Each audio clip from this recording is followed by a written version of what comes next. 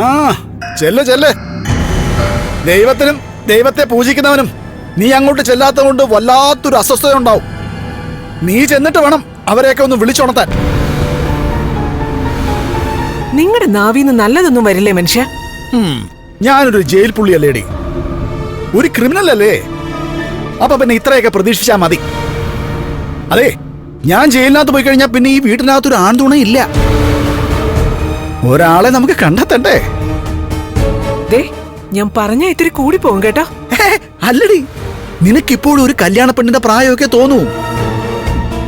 എത്ര കൊണ്ടാലും പഠിക്കില്ല ഒരമ്മയും മോനും.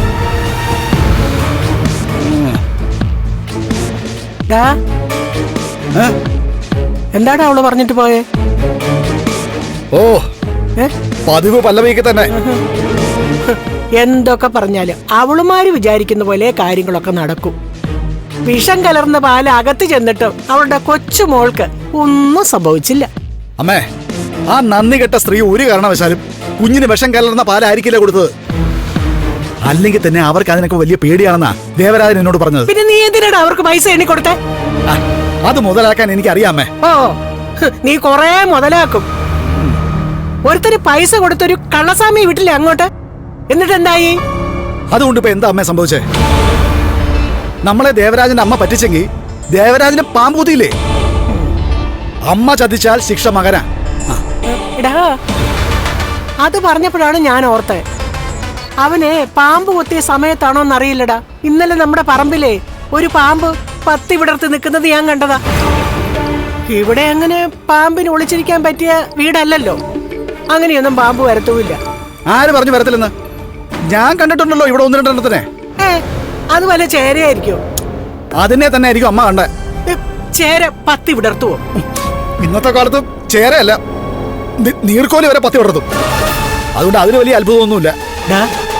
എന്തായാലും ആ കുഞ്ഞുണ്ടല്ലോ, അതെ വലിയ കുഴപ്പമാണ് കേട്ടോ. ഇനി അതുകൊണ്ടാണോ അതിനൊന്നും സംഭവിക്കാത്ത എന്നാണ് എന്റെ പേടി. അതൊന്നും അല്ല. ഈ പോയവന്മാരൊന്നും നമ്മൾ പറഞ്ഞ പോലെ ഒന്നും ചെയ്തിട്ടില്ല. എല്ലാവന്മാരും നമ്മളെ തേച്ചോണ്ടിരിക്കുക. നീ കണ്ടെത്തുന്നതല്ലേ ഓരോന്നിനെ, പിന്നെ എങ്ങനെ നന്നാവാനാ? എന്തായാലും ഞാൻ എന്റെ മോക്ക് വാക്ക് കൊടുത്തതാ. ഇനി ജയിലിലേക്ക് പോകുന്നതിന് മുമ്പ് മോളെ സന്തോഷിപ്പിച്ചോളാന്ന്. അതിന് ലക്ഷ്മിയുടെയും കണ്ണന്റെയും കണ്ണീര് കണ്ടേ പറ്റുള്ളൂമേ. നമ്മുടെ മോള് ചെയ്തതുപോലെ നമ്മളെ കൊണ്ട് ചെയ്യാൻ പറ്റിയിട്ടില്ല. ലക്ഷ്മി നമ്മുടെ മോളെ അവിടെ ഇട്ട് കഷ്ടപ്പെടുത്തി. നമ്മുടെ കുഞ്ഞ് അവസാനം അവളെ സ്റ്റെപ്പിന്ന് തള്ളി താഴെയിട്ടില്ലേ? എന്നിട്ടും ലക്ഷ്മിക്ക് അവളുടെ കുഞ്ഞിനെ നഷ്ടപ്പെടാതിരുന്നതേ അവളുടെയും കുഞ്ഞിന്റെയും ഭാഗ്യം കൊണ്ട്. അത്ര പോലും നമ്മളെ കൊണ്ട് നമ്മുടെ കുഞ്ഞിന് ചെയ്തു കൊടുക്കാൻ പറ്റിയില്ലെന്നാ ഞാൻ ഈ പറയുന്നു. അതിനൊക്കെ നമുക്ക് പരിഹാരം കാണാമേ.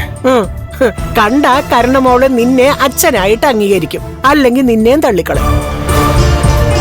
നീ ഞെട്ടുവൊന്നും വേണ്ട. അവൾക്ക് ഓർമ്മയായ കാലം മുതല് അവള് ചോദിക്കുന്നതൊക്കെ ചെയ്തു കൊടുത്തോണ്ടിരുന്നതല്ലേ നീയും ഞാനും ഒക്കെ. എന്നിട്ട് അവസാനം മോളുടെ നല്ലതിനു വേണ്ടിയ ഒരു തേ മോളുടെ കൂടെ കമലേശ്വരത്തേക്ക് പറഞ്ഞു വിട്ടത്. എന്നിട്ടിപ്പോ അവളുടെ കെട്ടിയവന്റെ ദാസന കാലൊടിഞ്ഞു കിടക്കുന്ന നിന്റെ മരുമോൻ. ഒരു കൊച്ചിതെങ്ങനെ സഹിക്കൂടാ? അതുകൊണ്ടാ അമ്മേ, എനിക്കിനി തൂക്കേറി കിട്ടിയിരുന്നാലും ഞാൻ എന്നെ കൊണ്ട് ചെയ്യാൻ പറ്റുന്നതൊക്കെ ചെയ്തു കൊടുക്കുമെന്ന് എന്റെ മോക്ക് വാക്ക് കൊടുത്തത്.